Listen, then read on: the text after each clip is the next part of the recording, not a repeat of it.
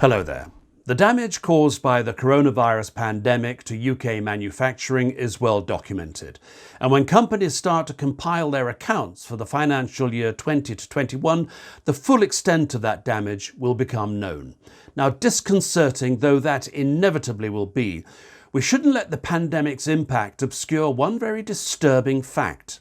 Despite increasing sales in recent years, manufacturing profits and margins were already under pressure before the pandemic due to underlying stresses that need addressing every bit as much as repairing more recent damage. I'm joined by Jeremy Bowley, MD of the supply chain and operations consultancy Insider Pro, which has just completed a comprehensive examination of 1,500 SME manufacturers' accounts for the last 5 years. Jeremy, was what I just said a fair summation of what your report says? Yeah, I think so. The Insider Pro team looked at 1,500 companies in the UK, and the themes were very, very clear.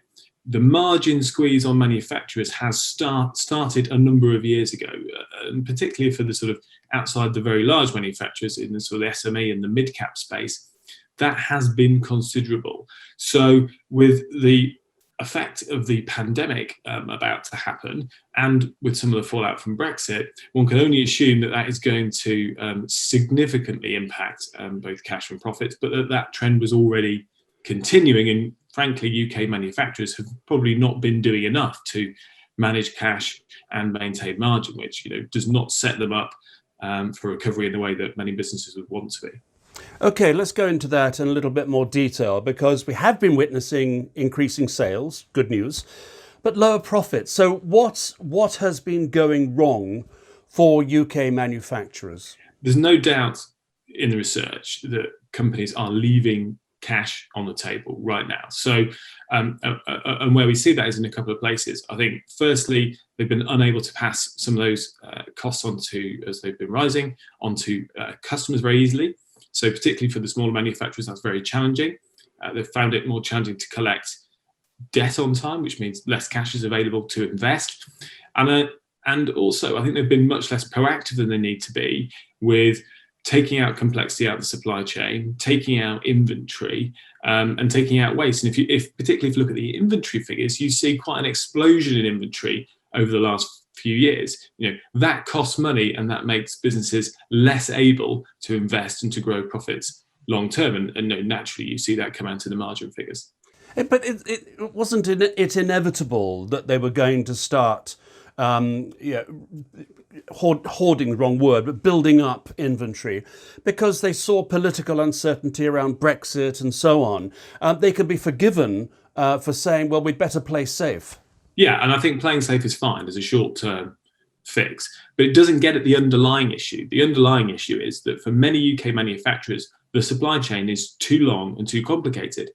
And we've seen, and certainly with the businesses that we're talking to every single day, we've seen a real narrowing in the gap of competitiveness versus other low-cost markets. So, for example, like China.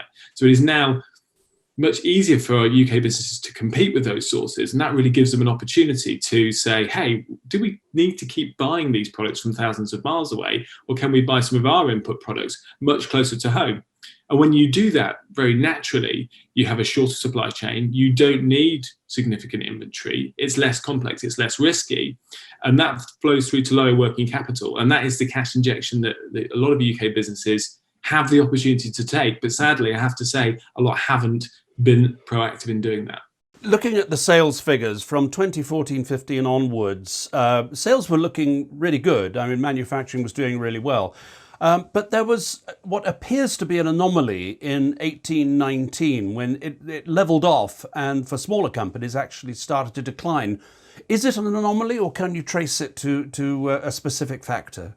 It's very difficult to pin one thing down, I think, and say that there's an anomaly in the data. The trend is very, very clear. That squeeze is there.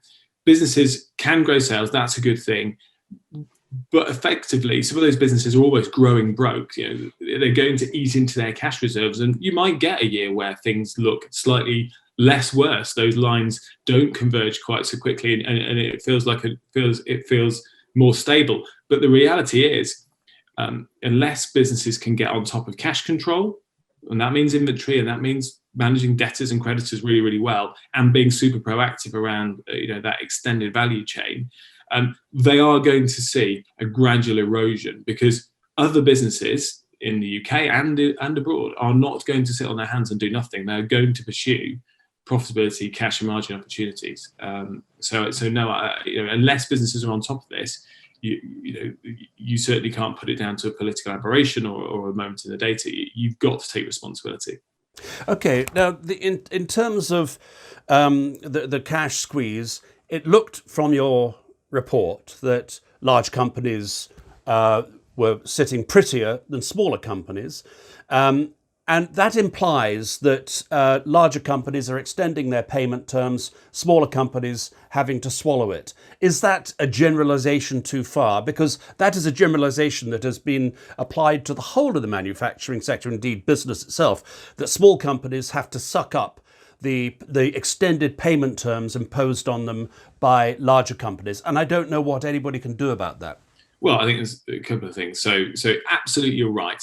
It is much harder for a small company typically to get better terms from its suppliers and from its customers. So it's always going to be more challenging for a company of a smaller scale. What I would say, though, is, and we see this all the time, again, the number of the smaller companies can be much more agile around their other things that affect their working capital. So the inventory, supply chain complexity, they are things that they can alter quite quickly, whereas a larger company will really, really struggle with those. So I always think of this as a bigger company, you have some blunt instruments that you can use because you have sort of less reliance on one or two customers. As a smaller company, that's much more challenging. But as a smaller company, you've got some real advantage if you can take responsibility and control over that supply chain, because frankly, it's easier if you are running one factory versus running 20 factories to move from supplier A to supplier B. It's a much simpler process. You can get there much more quickly, and that can really have a huge impact on working capital. I think it's also worth saying that the same is true of technology.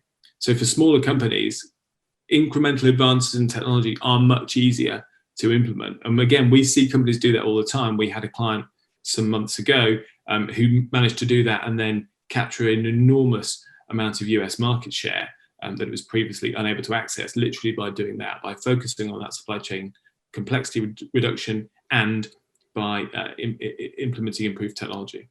The headline, obviously, of the report is pretty grim, but I'm hearing what you say, that smaller companies do have it within their power to chart a different future for themselves. Obviously, I know that your company is there very much to offer advice, but if you could just list maybe 2 or 3 things, headline things that smaller companies can do to make their futures better, to get better control of their accounts. I think the first thing that companies need to do, and you're right to bring up the responsibility thing, the first thing companies need to do is take responsibility and focus on cash.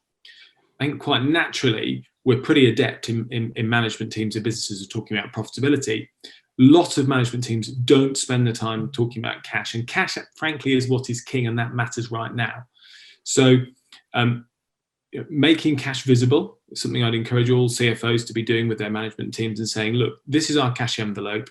This is where we are. Let's look at how we improve that. And often it's not about leaping to sort of grand ideas of best practice and there is a perfect way of doing things. It's about saying, what's our next practice? What's the next thing that we can do that's going to add incremental cash? Because when you bring that cash in, you have options, you have choices. There's nothing that ages a management team faster than a lack of cash. It's the most stressful thing a management team can do because it impinges on its ability to invest, its ability to make good decisions with customers, and its ability to innovate and to grow. And I think that's the thing to recognise.